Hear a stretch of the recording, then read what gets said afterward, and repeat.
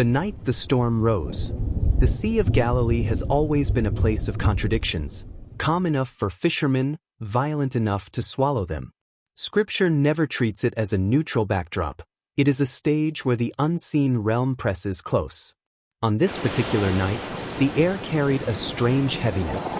Not the weight of humidity, but the weight of something watching.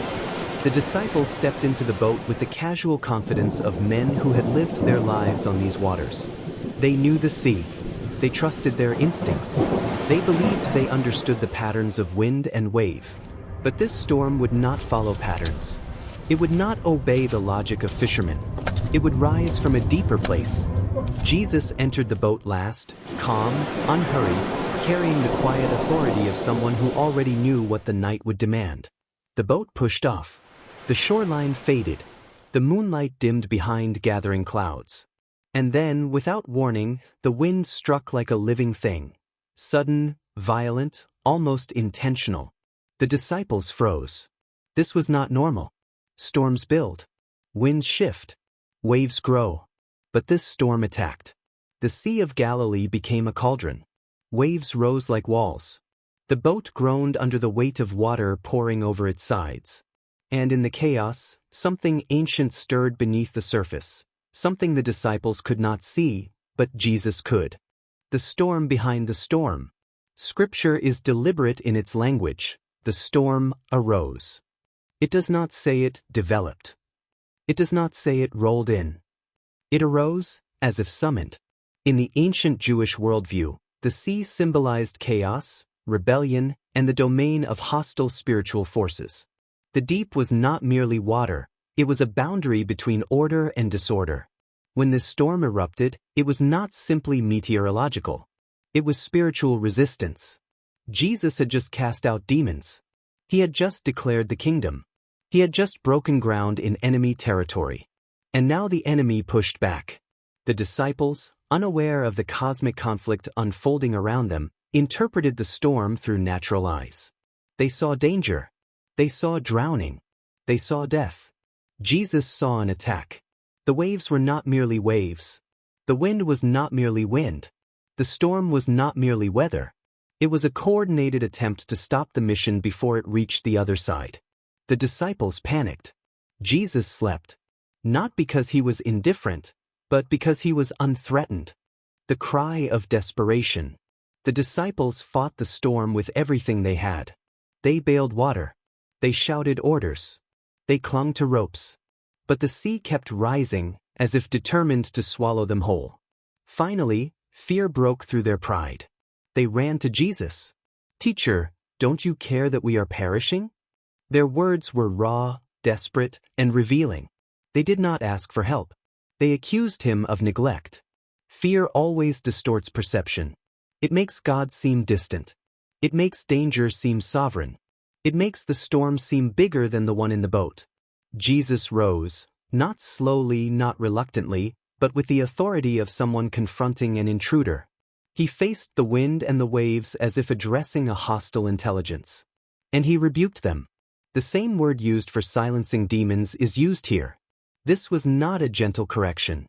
This was a command issued to an enemy. "Peace. Be still." The silence that followed. Instantly, without transition, without gradual calming, the sea obeyed. The wind stopped. The waves flattened. The air cleared. The boat steadied. The disciples stood in stunned silence. They had seen storms calm before, but never like this. Nature does not respond instantly.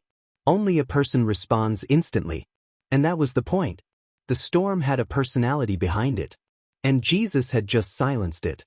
The disciples' fear shifted. It moved from the storm to the one who commanded it.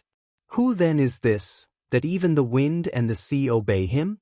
They were not asking a theological question. They were asking a survival question.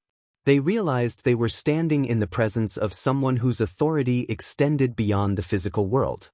The storm had revealed something about Jesus they had not yet understood. He is not merely a teacher. He is not merely a healer. He is the one who commands the unseen realm. And the unseen realm obeys. The other side.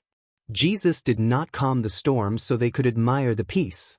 He calmed it because they had an appointment on the other side. The moment they reached shore, a demonized man ran toward him, the most tormented man in the region. The storm had been an attempt to prevent this encounter. The enemy knew what was coming. The disciples did not. Jesus always sees the mission beyond the moment. He sees the person waiting on the other side of the storm. The disciples saw waves. Jesus saw a man in chains. The disciples saw danger. Jesus saw deliverance. The disciples saw death. Jesus saw destiny. The storm was not the end. It was the resistance before breakthrough. And the breakthrough was already in motion. What the storm teaches. Storms reveal what we trust. Storms expose what we fear. Storms uncover the spiritual battle we often overlook. Storms force us to confront the gap between what we believe and what we practice. Storms remind us that Jesus is not threatened by what threatens us. The disciples learned that night that the presence of Jesus does not prevent storms, but it does guarantee victory over them. They also learned that storms are often connected to assignments. The greater the mission, the greater the resistance. And they learned that Jesus does not merely calm storms, he confronts the forces behind them. The storm was not a failure of faith. It was a classroom for revelation. And the revelation was this: the one in the boat is Lord over every realm, seen and unseen. May this episode remind us that storms do not define us, and they do not dictate our future. They are moments where the authority of Jesus becomes visible in ways calm seas never reveal. And may we learn, like the disciples, to look beyond the waves and recognize the one who speaks peace into every place chaos tries to rise. Thanks for watching this teaching.